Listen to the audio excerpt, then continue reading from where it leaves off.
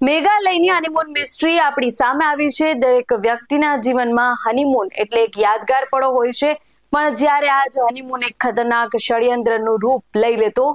ઇન્દોરના ઉદ્યોગપતિ રાજા રઘુવંશીના મેઘાલયમાં થયેલા રહસ્યમય મોતનો પર્દાફાશ થયો છે, જેમાં તેની પત્ની સોનમ જ મુખ્ય સૂત્રધાર હોવાનું સામે આવ્યું છે। આ ઓપરેશન હનીમૂનમાં પોલીસે સનસનાટીભર્યા ખુલાસા કર્યા છે, જેણે આ ઘટનાને સસ્પેન્સ થ્રિલર જેવી બનાવી દીધી છે। નમસ્કાર, BS9 TV ન્યૂઝ સાથે હું છું આપની સાથે જાસ્મીન।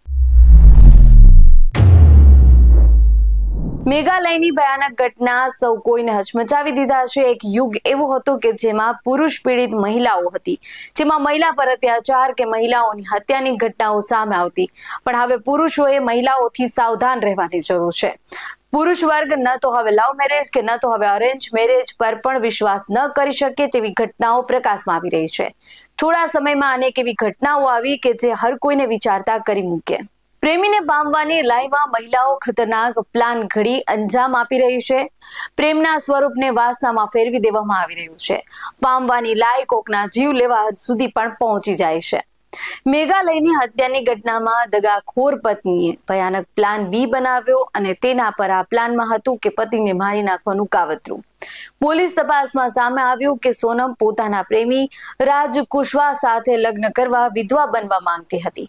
તેણે રાજાને મારવા માટે પ્લાન એ એટલે કે કિલર દ્વારા હત્યા કરવામાં જો નિષ્ફળ જાય તો પર્વત પર સેલ્ફી લેતી વખતે ખીણમાં ધક્કો મારી દેવાનો પ્લાન બી પણ બનાવ્યો હતો। સોનમ અને રાજ કુશવાહ વચ્ચેની ચેટમાંથી હું વિધવા બની તારી સાથે લગ્ન કરીશ જેવા મેસેજ મળ્યા છે। રાજના ફોનમાંથી કરોડોના હવાલાના વ્યવસાયના પણ ઇનપુટ મળ્યા છે।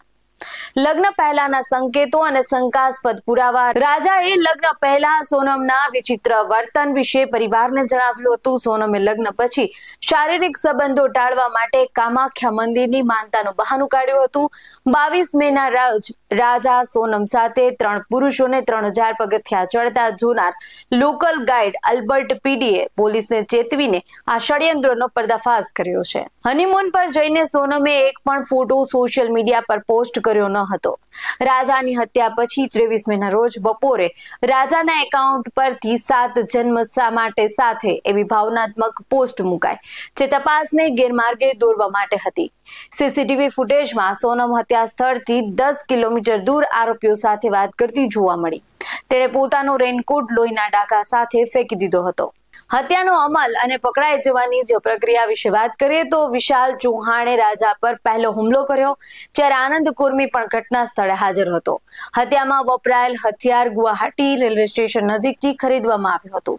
23 મેના રોજ હત્યા પછી સોનમ ટ્રેન દ્વારા ગુવાહાટી પછી સિલીગુડી થઈ ઇન્દોર પહોંચી, જ્યાં તેના પ્રેમી રાજને મળી। બાદમાં તે વારાણસી થઈને ગાઝીપુર પહોંચી અને ત્યાં આત્મસમર્પણ કર્યું। હનીમૂન મિસ્ટ્રી કેસમાં હજુ વધુ ખુલાસા થવાની શક્યતાઓ રહેલી છે। તો હનીમૂન મિસ્ટ્રી આ જે ઘટના આખી છે એને લઈને સમગ્ર દેશમાં સનસનાટી મચાવી દીધી છે, અને જે પુરુષ પ્રધાન જે દેશ છે એમાં મહિલાઓના જે કૃત્ય આચરવામાં આવી રહ્યા છે તેને લઈને હર કોઈના મનમાં સવાલ ઉઠી રહ્યા છે। આ વિશે આપનું શું કહેવું છે અમને કમેન્ટ કરી જણાવજો।